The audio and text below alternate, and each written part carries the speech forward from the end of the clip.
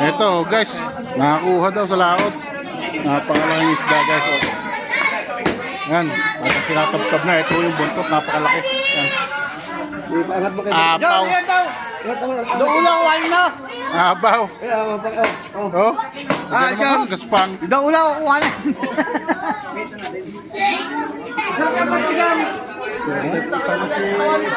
Sinuwerte pa, sinuwerte. Ay, mga bata, oh, talagang ano, kikita na eh. Kasama ka dyan, kasama ka, nakakuha niyan. Tumulong lang ang baba. Sila Adin, nakakuha na, sila Adin. Oh, congrats Adin. Napakatindi, pagkakadali. Oh. Ayan, oh, napakalaki na, no? Ganyan yung inuhuli sa laot na ano, sa payaw.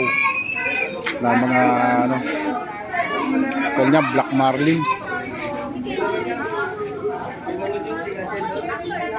Yan, napakalaki talaga.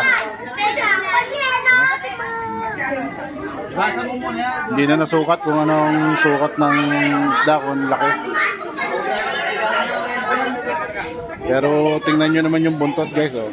Napakalaki ng buntot. Kaya buntot pa lang talagang the best na. Ano? Ang ulo nga, oh. Napakalaki ng ulo. Oh. Ito tiyak na mahigit 100 kilo to guys. Grado. Mahigit 100 kilo ang isda. Napakalaki.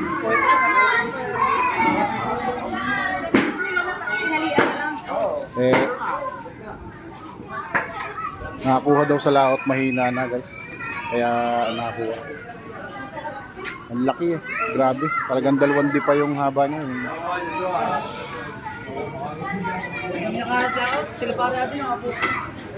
Marami pa tayo makikita ganyan sa susunod guys. Ayan. Ayan. Napakalaki. Mga sinuswerte talagang makakuha niyan. Yan. Sila talaga. Buenas. Hindi ko nakuhanan yung ano guys, yung pagbababa. Hindi ko inabot. Kasi nasa bahay ako. Tinawag lang ako. Napakalaki ng buntot. Tingnan yung buntot ko. Pinanggaspang. Napakagaspang. Oh, tingnan nyo.